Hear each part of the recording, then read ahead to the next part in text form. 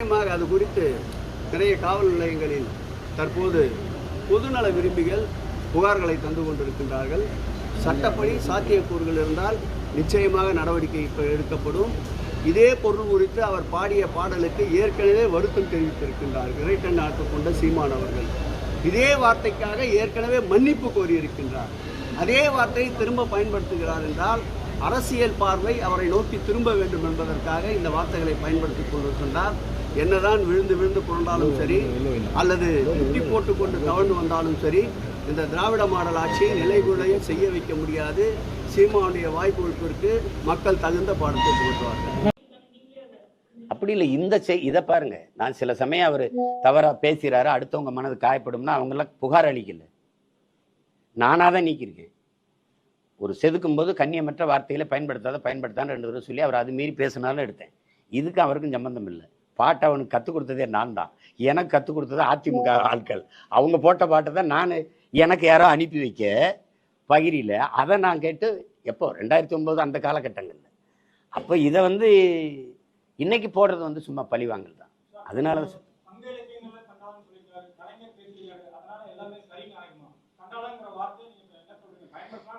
இப்ப சரின்னு ஆயிருமா? இல்லை நாங்க பேசுனதுனால மட்டும் தவறுன்னு ஆயிருமா? நான் கேட்குறேன்.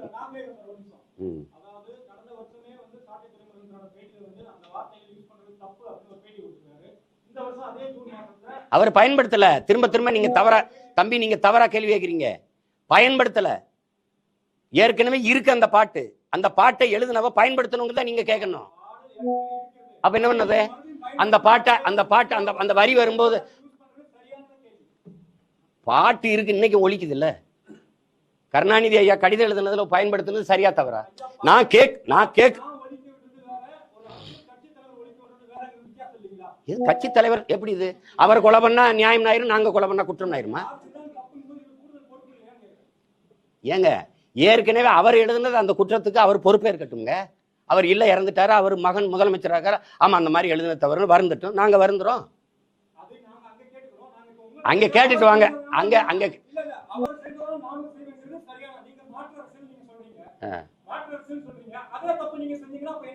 அவர் அந்த தப்பு செஞ்சது நீங்க இதுவரை கேட்கவே இல்லையே. நாங்க பேசினால தானே நீங்க நாங்க அப்புறம் முதல்ல கேட்டுட்டு வாங்க.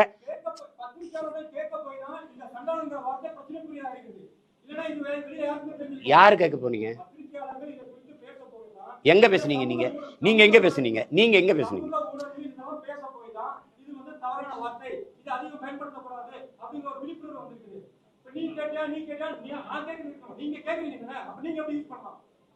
ஏங்க நீங்க என்னங்க இவ்வளவு காலமா இருக்குது, அவர்கிட்ட கேட்காம நீ எப்படி பண்ணலாம்? யாரு தவறு செஞ்சாலும் பிரச்சனை இல்லை, நாங்க பேசினா தப்பாயிருதா உங்களுக்கு? நீங்க எல்லாம் ஏன் பயன்படுத்தினீங்க நான் கேட்கிறேன். இப்ப நாங்க இருங்க, கொஞ்சம் இருங்க.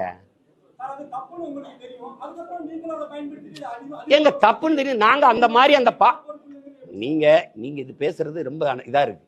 நீங்க அந்த பாடலை ஒருத்தர் திரும்பி ஒரு தடவை பாடுறாரு, அது எப்படி நீங்க பயன்படுத்தலாம்னா எப்படி?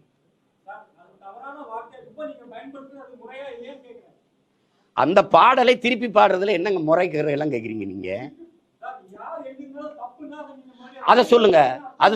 அவர்கிட்ட போய் கேளுங்க, ஏன் எழுதி வெளியிட்டீங்க, நீங்க ஏன் எழுதுனீங்க கேளுங்க. முதல்ல எழுதுனது ஐயா கருணாநிதி அவர்கள் பல முறை சலுக்கர்கள் சண்டாளர்கள்லாம் பேசியிருக்கிறாரு. அதை கேட்டுட்டு வாங்க. நீங்க அப்புறம் கேட்குறீங்க, இப்ப கேளுங்க, அப்புறம் மறுபடியும் என்கிட்ட கேளுங்க. வேற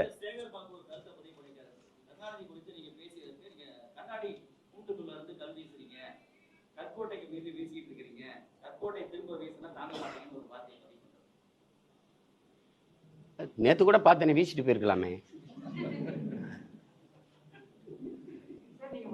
ஒரு கோட்பாட்டில் இருங்க. நீங்க எல்லாம் இங்க பாருங்க, திமுக இருக்க அமைச்சர்கள் எல்லாம் பட்டியல் எடுங்க.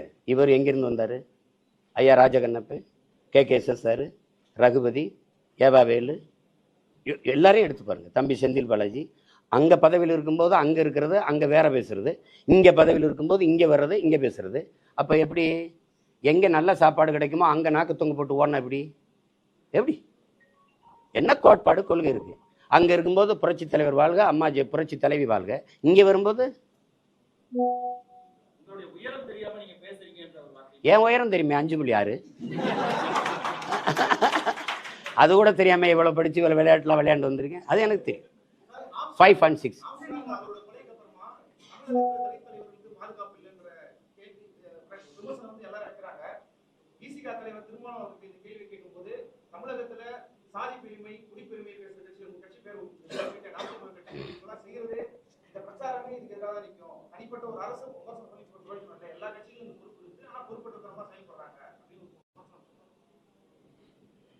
பொறுப்போட இயங்குற கட்சியோட தான் எங்க அண்ணன் இருக்காரா?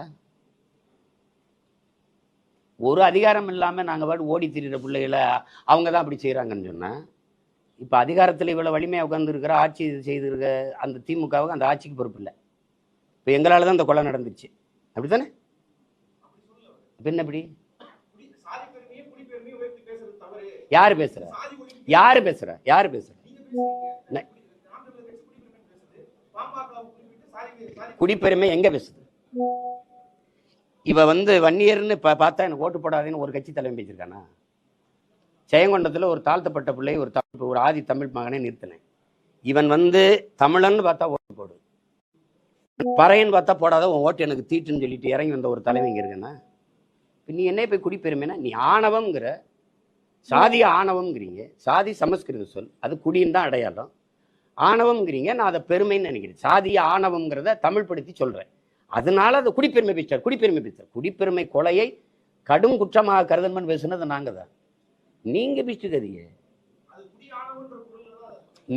நீங்க சாதிய பேச. நீங்க பொது தொகுதியில் நின்று ஜெயிக்க முடியுமா? எங்க அண்ணன் திருமாவளவனுக்கு வெளிப்படையா ஒரு சவால் விடுறேன், பொது தொகுதியில் நின்று ஜெயிப்பில. அப்புறம் நீங்க மத்தவன எதுக்கு சாதி பேசணும் பேசுறீங்க? நீங்க ஒரு பொது தொகுதி கேட்டு வாங்க முடியல ஸ்டாலின்ட்ட. 16 தொகுதி பொது தொகுதியில் நிக்க வச்ச என்ன போய் சாதி பெருமை பேசுறேன்? தம்பி, நீங்க சார்ந்து ஒரு அரசியல் கட்சியோட நிக்கிறீங்க. நீங்க திராவிட எதிர்ப்பை கத்துக் கொடுத்தது யாரு? எனக்கு மனசான்றோட பேச சொல்லுங்க. அவரை சொல்லுங்க தம்பி. தமிழ் மண்ணில் அவர் எழுதி வந்த தாய் மண்ணில் ஐயா ரவிக்குமார் அவர்கள் பெரியாரை பற்றி தொடர்ச்சியா கட்டுரை எழுதி வந்தாரா இல்லையா? அன்னைக்கு அண்ணன் சுவீரபாண்டியன், என்ன தம்பி இப்படி நாங்க தமிழ் பாதுகாப்புல இருக்கோம், என்ன தம்பி இப்படிலாம் வருதுன்னு போனா நான் வன்னியர்கிட்ட கேட்டேன். அவன் ஒரு இதை எடுத்து காட்டுறான். ரவுக்கு துணி ஏன் விலை ஏறி போச்சுன்னா, பள்ளச்சி பறிச்சுலாம் ரவுக்க போட ஆரம்பிச்சா விலை ஏறாதான்னு பெரியார் கேட்டதை எடுத்து காட்டுறான். இதுக்கப்புறம் எப்படி அவரை போகிறது? இன்னைக்கு நீங்க எல்லாம் பெரியாரிஸ்ட், நாங்க பெரியாருக்கு எகென்ஸ்ட் தானே தம்பி. ஒரு ஒரு ஒரு மகனை நீங்க எடுத்து பாருங்க தம்பி. சாதிய உணர்வு மத உணர்வு இருக்கிற வரை தமிழன்கிற இன உணர்வு பிறக்காது. நாம் தமிழர் என்று சொல்லணும்னா அவனுக்கு சாதிய உணர்ச்சி மத உணர்ச்சி சாகணும், அதுதானே வரும். அப்புறம் சாதிய மத உணர்ச்சி எப்ப வீழுதோ எப்ப தாழுதோ அப்பதான் தமிழர்ங்கிற இன உணர்ச்சியை பிறக்கும். நாங்க எடுக்கிறதா சாதிய ஒழிப்பு, நாங்க எடுக்கிறதா. அப்புறம் நீங்க சும்மா 50 ரூபா அவர்கள் சாதி பேசுறாரு, சாதி பத்திர பாசுறாரு. சாதி பேரை வச்சுக்கலான்னு என்னைக்கு நாங்க பேசிருக்கோம்?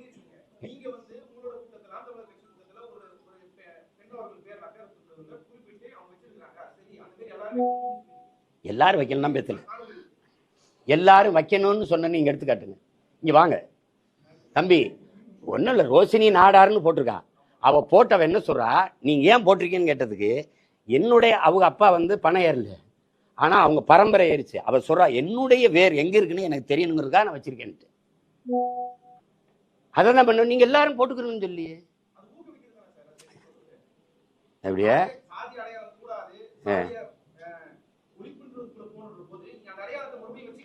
நீங்க அதை ஒழிக்க போராடுறவன்ட்டே இதை கேட்டுக்கிட்டு இருந்தீங்கன்னா, நான் ரெட்டியாரு, நாங்க என்ன ரெட்டியார்ல தெலுங்குல தான் ஓட்டு கேட்பேன்னு.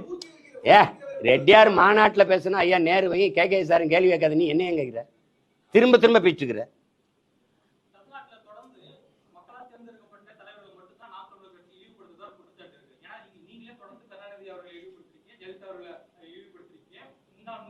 ஜெகத் யாரு? ஜெகத் யாரு? ஆட்சியாளர்கள் செய்யற தவறை சுட்டி காட்டக்கூடாதுன்னு இல்லையா? அந்த இழிவு என்ன? அந்த இழிவு என்ன சொல்லுங்க. அதாங்க அந்த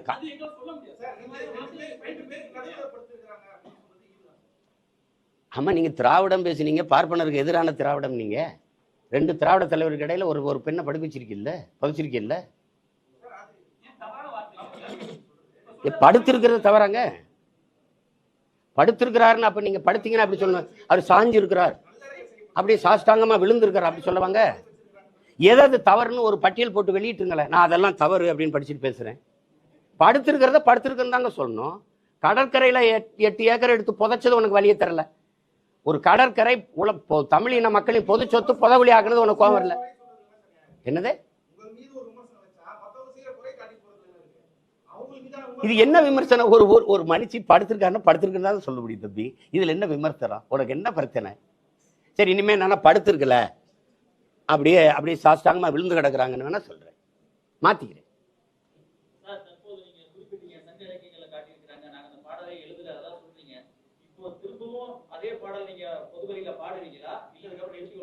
பாடுவேன். சரி, நிறைய பேர் நீ கூட போனேன், ஒரு தடவை பாடி காட்டிட்டு போனாரு ஒருத்தர், பாடிட்டு தான் இருந்தேன்.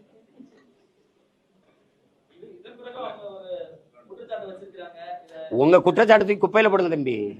குற்றச்சாட்டு என் மேல சொல்றதுக்கு நேர்மையின் தகுதியை வச்சுக்கிட்டு வா பேசு.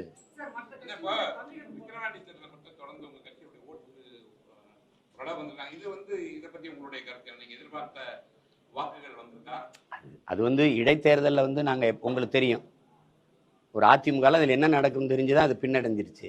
நாங்க அப்படி பின்னடைய முடியாது. வளருகிற கட்சி, நாங்க எங்க கருத்தை விதைச்சிக்கிட்டு மக்களுக்கு எங்க வேட்பாளரை அறிமுகப்படுத்திக்கிட்டு ஒவ்வொருத்தரும் இப்படி ஒரு கட்சி இருக்குன்னு சொல்லணும். அதான் முதன்மையானது. அதை நாங்க செஞ்சோம். நீங்க இதை எப்படி பார்க்கணும்னா, உண்மையிலே இது தேர்தலா நடத்தப்படுதா, இதை நீங்க ரசிக்கிறீங்களா, ஏற்கிறீங்களா? ஒரு பத்திரிகையாளரா, ஒரு பொது மனிதனா, ஒரு குடிமகனா இந்த போக்கு சரியானது தானே? எல்லா அமைச்சர்களும் அங்க கூடி ஒரு தெருவுக்கு ஒரு அமைச்சர் நின்றுட்டு எல்லா சட்டமன்ற உறுப்பினர்கள் பாராளுமன்ற உறுப்பினரையும் கூட்டி வச்சுக்கிட்டு நீங்க கணக்கு இல்லாத காசு, துணிமணி, அவங்களுக்கு உணவு, அவங்களுக்கு எல்லாம் கொடுத்து ஒரு அந்த இதுலயே வச்சு மக்களை அப்ப நீங்க வாக்கு செலுத்தி வர்றதுல அதையும் மீறி கள்ள ஓட்டும் போடுறீங்க. இப்போ இது எந்த மாதிரியான அணுகுமுறை? இது எப்படிப்பட்ட ஆட்சி முறை? இதை எப்படி நீங்க ரசிக்கிறீங்க, ஏற்கிறீங்க? இதுல என்ன நீங்க இதை தேர்தலுங்கிறீங்க? எந்த மாறுதல் இதுல வரும்? இதே அமைப்புக்குள்ளதான் நம்ம வாழ்ந்தாகணுங்கிற நிலைமைக்கு நீங்க தள்ளுறீங்க எல்லாரையும். அப்ப நீங்க இதை மாற்றுறதுக்கு என்ன வழின்னு நீங்க யோசிக்க மாட்டீங்க. புதிதா ஒரு ஆற்றல் வந்தா அதை சிதைக்கிறதுக்கு, அதை ஒழிக்கிறதுக்கு தான் நீங்க காசு கொடுக்காம இந்த பிள்ளைகள் போராடுறாங்க அப்படின்னு ஒரு குறிப்பு கூட கிடையாது. ஒண்ணு சாதிய உணர்ச்சி, மத உணர்ச்சி, இதுக்குள்ளதான் நிக்குது. அதிகபட்சமா காசு, அதான் சாதி, மதம், சாராயம், பணம், சாப்பாடு. இதுதானே இங்க நீண்ட காலமா இந்த கட்சிகளின் அரசியல் கோட்பாடா இருக்கு. இதுல என்ன மாற்றத்தை நீங்க பார்த்துட்டீங்க? இப்ப இந்த வெற்றி எப்படி நீங்க கொண்டாடுவீங்க? மனச்சான்று இருந்தா எப்படி கொண்டாடுவீங்க? உங்களுடைய நிலைப்பாடு எப்பவுமே ஒரு தனித்துவமா தான் இருக்கும். இப்ப நீங்க எதிர்பார்த்ததை விட வாக்கள் அதிகமா வந்திருக்கா இல்லையா? அது மொத்தமா எண்ணி முடிக்கும் தானே தெரியும். மாலையில அவ்வளவுதானே எண்ணி முடிச்சா போன தடவை வாங்கினதை விட வாங்கியிருக்கோமா, இல்லை அதே இடத்துல நிற்கிறோமா, குறைஞ்சிருக்குமா, கூடியிருக்குமான்னு தெரியும். அதுதானே, அது அப்புறம் தான் சொல்ல முடியும்.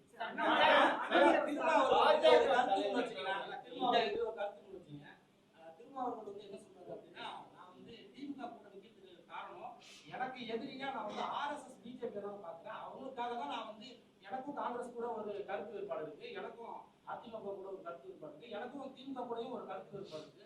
இதனால என்னோட பெரிய எதிரியா நான் ஆர்எஸ்எஸ் பார்க்கிறேன். அவங்கள எதிர்த்து போராடுறதுக்கு எனக்கு சில தகுதிகள் தேவைப்படுது, பலம் ஒன்று தேவைப்படுது அப்படின்றது. இதனாலதான் திமுக கூட இருக்கிறத குறிப்பிட்டு சொல்றாரு. அதை நான் ஒன்றும் சொல்லலையே. அதை நீங்க குறிப்பிட்டு சொல்லியிருக்கீங்க. அதனால ஒன்றும் சொல்ல, அவர் முடிவு பண்ணிட்டாரு இங்கதான் நம்ம இருக்க முடியும்னா அதை ஒன்றும் சொல்ல. ஆனா திமுக, ஆர்எஸ்எஸ், பிஜேபி எதுக்குதாங்கிறது முதல்ல யோசிக்கணும்ல.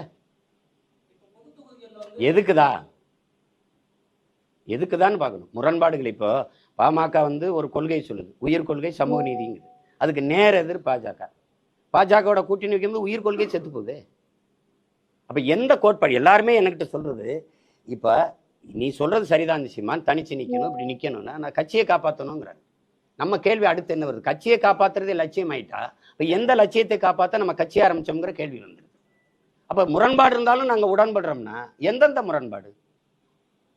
காவிரியில தண்ணி தரவே முடியாதுன்னா, அது கச்சத்தீவை மீட்கவே முடியாதுன்னா, அப்ப எந்த இடத்துல நமக்கு உடன்பாடு? நீங்க சொல்லுங்க, எந்த இடத்துல? நீங்க என் தம்பி பாலச்சந்திரனை விடுங்க, இத்தனை எல்லா படுகொலையும் விடு. ஒரு 13 வயசு சிறுவன், அவனை கூட்டிட்டு ராணுவ கஸ்டடியில இருக்கான். அந்த செய்தி இங்க உளவுத்துறைக்கு, இந்த தமிழ்நாடு அரசுக்கு, இந்தியா ஆண்ட அரசுக்கு எல்லாருக்கும் தெரியும். பிரபாகரன் குடும்பத்துல ஒருவர் கூட உயிரோடு இருக்கக்கூடாதுன்னு சொன்னாலே அவரோட கட்டி பிடிக்கணுமா? அவரோட போய் அப்படி ஒரு ஓட்டு வாங்கி வெல்லணுமான்னு யோசிச்சு பாருங்க. காங்கிரஸ் எதுக்காக திமுக தூக்கி சுமக்குது? எந்த இடத்துல என் இனத்துக்கு நின்றது? மொழி இல்ல வழக்காடுகள உரிமையில் அங்க தமிழ் மொழி, இல்லை ஆட்சி மொழி, அதிகார மொழி, இல்லை காவிரி நதிநீர் உரிமை, முல்லை பெரியாற்று உரிமை, இல்லை கச்சத்தீவு மீட்பு, இல்லை மீத்தேன் எடுக்கிறத தடுக்கிறது, எந்த இடத்துல நீங்க எனக்கு நின்றுருக்கீங்க? எதுக்குமே இல்லை. முழுக்க என் இனத்தை படுகொலை செய்து கொன்றது உலகத்துக்கே தெரியும். அன்னைக்கு எங்க அண்ணன் உண்ணாவிரதம் இருந்தது, உங்களுக்கு தெரியும், மரணம் வரை உண்ணாவிரதம் இருந்தது. அன்னைக்கு எதிர்த்தது யார? இதே காங்கிரஸ் தான். அன்னைக்கு அதிகாரத்தில் இருந்தது இதே திமுக தான். அப்புறம் அதிமுக வந்து டெய்லி வந்து அவங்க கூட்டம் பண்ணாங்க. ஆனா வந்து குறிப்பா வந்து எல்லா தொண்டர் நிர்வாகிகள் வந்து நாம் தமிழரோட கூட்டணி வச்சுக்கணும்னு சொல்லியிருக்காங்க. உங்களுடைய நிலைப்பாடு? பேச்சுவார்த்தை ஒரு கட்சின்னு இருந்தாங்க. இன்னைக்கு நேற்று இல்லையே, அம்மா ஜெயலலிதா இருக்கும்போது கூட அன்னைக்கு 16 வந்து எனக்கு ஒரு ஓட்டு இருக்குதான்னு இல்லையான்னு கூட தெரியல. அன்னைக்கே அவங்க கூப்பிட்டாங்க, தம்பியை கூட்டிட்டு வாங்க நம்ம கூட அப்படின்னு. அது எனக்கு கூட்டணிங்கிறது கோட்பாடு இல்லை. அது ரெண்டாவது, திராவிட இந்த இந்திய திராவிட கட்சிகளோடு நாங்கள் இருக்க முடியாது. ஏன்னா இப்போ நீங்கள் வந்து ஒரு திராவிட கட்சியோட போயிட்டு எனக்கு என்ன அரசியல் இருக்குன்னு சொல்லுங்க. இருங்க, நான் கேட்குறேன், ஊழல் லஞ்சத்தை ஒழிக்கணும்னு.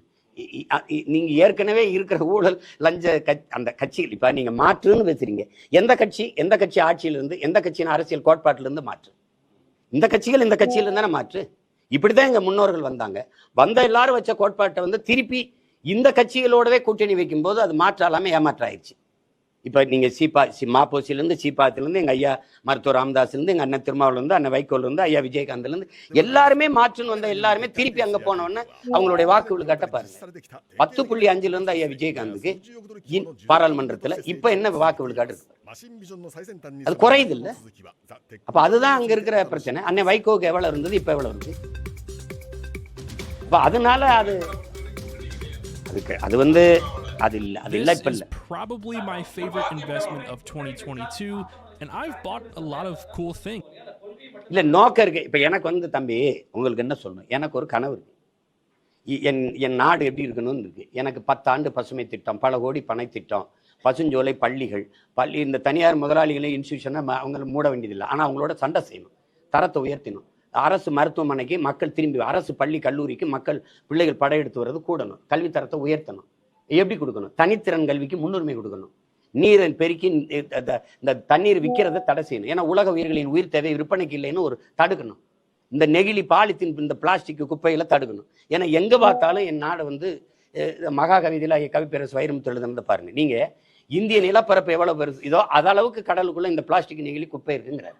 ஒரு திமிங்கலம் கரை ஒதுங்கிச்சு செத்துன்னு வைத்தறுத்தா 40 கிலோ இடையில பிளாஸ்டிக் கழிவுகள் இருக்குது. இப்போ மீனின் எண்ணிக்கை விட பிளாஸ்டிக்கின் எண்ணிக்கை கூடிக்கொண்டு போகுதுங்கும் போது நம்ம விழித்துக் கொள்ளணும். அதை நோக்கி பேசினா உங்களுக்கு வேடிக்கையா இருக்கும். நீங்க சாராய பொருளாதாரத்தை விடு, மாற்று பொருளாதார பெருக்கத்துக்கு வா, வேளாண்மை முன்னிறுத்தி தற்சார்பு பசுமை பொருளாதாரத்துக்கு போவோம், நிலமும் வளமும் சார்ந்த தொழிற்சாலையை உருவாக்குவோம். பனை அதிகமா இருக்கா, அது சார்ந்த தொழிற்சாலை. தென்னை அதிகமா இருக்கா, அதுதான் இந்த தொழிற்சாலை. கரும்பு அதிகமா இருக்கா, அதுதான் இந்த தொழிற்சாலை. அங்கே படித்தவன் படிக்காதவன் எல்லாம் அவன் வாழ்விடத்துல வேலை கொடுப்போம். ஏ கிரேட் ஆசிரியரை நகர்ப்புறத்துல பணியமர்த்துற, சி கிரேட் ஆசிரியர் தான் சிற்றூருக்கு அனுப்புற. அப்ப கிராமங்கள் காலியாகுது. இங்க கல்வி, வேலை வாய்ப்பு, மருத்துவம் எல்லாம் இங்கதான் இருக்கணும்னா கிராமங்கள் காலியாகி நகரங்கள் பிதுங்கி வழியுது. இது பேராபத்தானது. ஏன்னா நகரத்தில் இருக்கவனுக்கு உணவு தேவை, பால், முட்டை, அரிசி, பருப்புலாம் அங்க இருந்தா வரணும். அவன் காலி ஆயிட்டானா இது.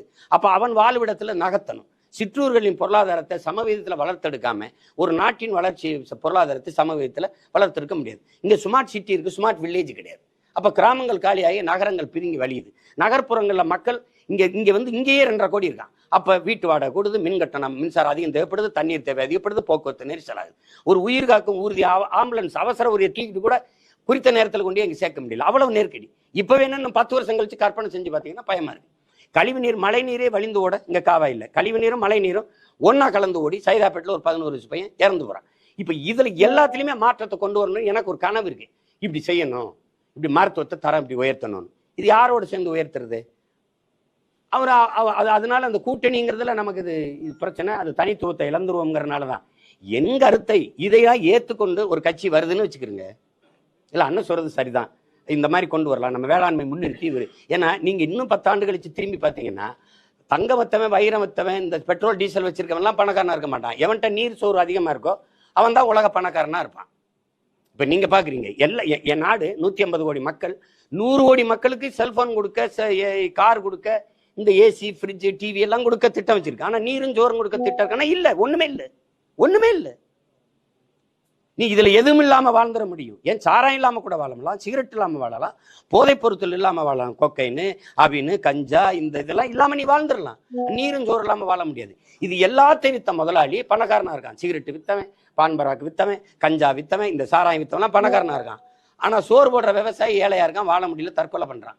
இந்த நிலையை மாத்தணும்னு நினைக்கிறோம். அதுக்கு எங்களோட ஒத்து போறவங்களோட தான் நம்ம அணி சேர முடியும் இல்லையா? அதுக்கு இப்ப தம்பி, இப்ப என் தம்பி இன்னும் கட்சியே ஆரம்பிக்கல. அவர் ஆரம்பிச்சு அவர் கருத்தியல் கோட்பாட்டை முன் வச்சு பயணிக்கும் போதுதான் ஒத்த கருத்து இருக்கா இல்லையானா இப்ப ஆய்வு செய்யணும். இன்னும் வந்து 18 மாதங்கள் இருக்கு. 18 மாதங்கள் இருக்கு. குறைஞ்சது ஒரு 12 மாதத்தை விட்டுருங்க, அதுக்கப்புறம் பேசுவோம்.